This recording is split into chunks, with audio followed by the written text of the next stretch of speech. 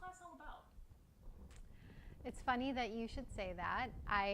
In preparing to communicate what this video is about and invite people to come, um, I happen to have this awesome book that I just got in the mail. The Teacher Appears, and it's 108 prompts to power your yoga practice. So I randomly opened to a page, and this question appeared. It said, "What about yourself have you repressed to fit in? What have you given up?" And I'm so grateful to the universe because that really captures the source wound, not only within myself that I've seen in order to create what I've created, to heal myself and align with my true power and my authenticity and what I call freedom in my life, in my relationships, in my career. But this is what the class is about. It's to highlight who am I busy being in order to fit in, and is that oppression?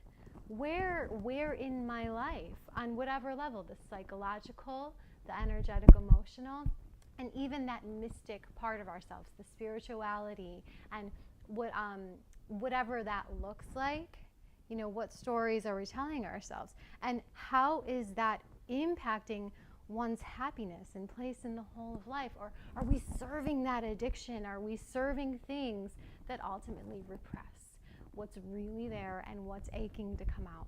Because we're always going to look for that external thing and that pain center, unless we come to terms with a way. We're always going to repeat a cycle or a pattern.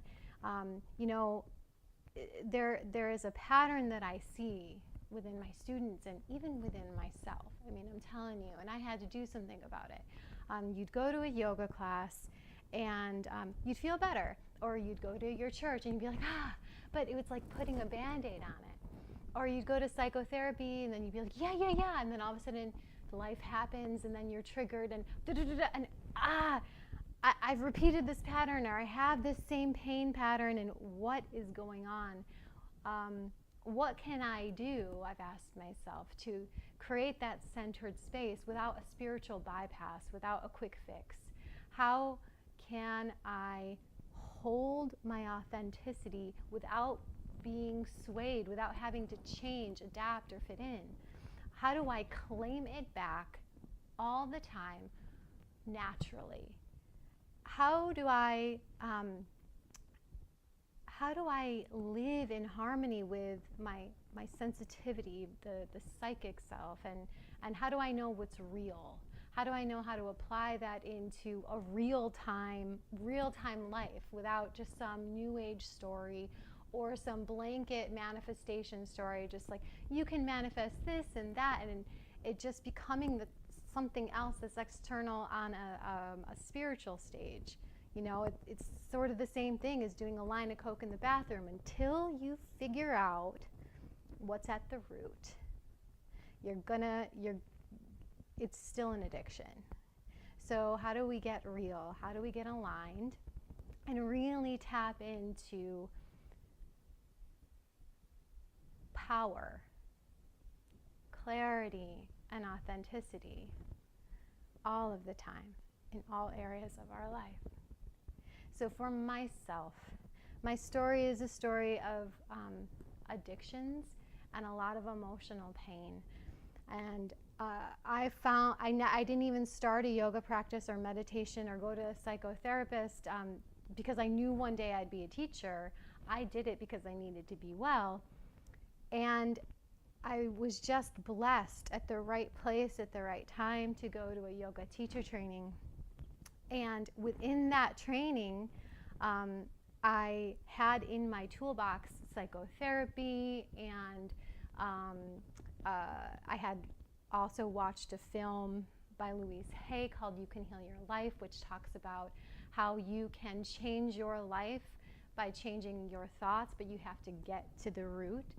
So taking psychotherapy, taking what I learned from Louise Hay, taking everything that I learned from Sean Korn in that teacher training, I just had a miraculous aha moment where all of these modalities and all of these things aligned, and I said, oh, I can heal myself.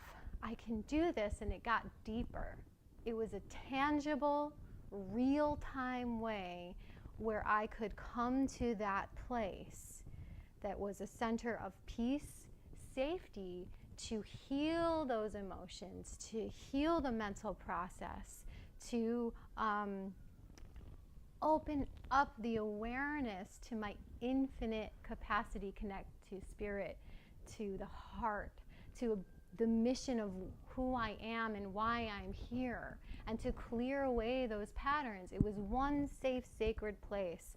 And one of the greatest things about this practice is that sometimes we're immobilized and yoga isn't available to us. So the physical part of the asana, if it's not available to you today, it's okay, because the deeper yoga happens through the meditation in real time, through cultivating that space in a way that you take it off the mat into the world. It's so alive inside of you that it bursts out. That's what yoga is. It's to unite and come together, body, mind, and soul in real time with actual results. And so what this workshop is creating for people is that safe container, taking those unique modalities that they resonate with, and then applying it to a singular practice. If yoga works, that's great, but maybe you're a skier, maybe you're a surfer, maybe you're an acupuncturist. It doesn't matter what type of yoga it is. I mean, obviously I will show you asana, and there will be a part of that practice. But my goal is for you to, for the skill to be transferred.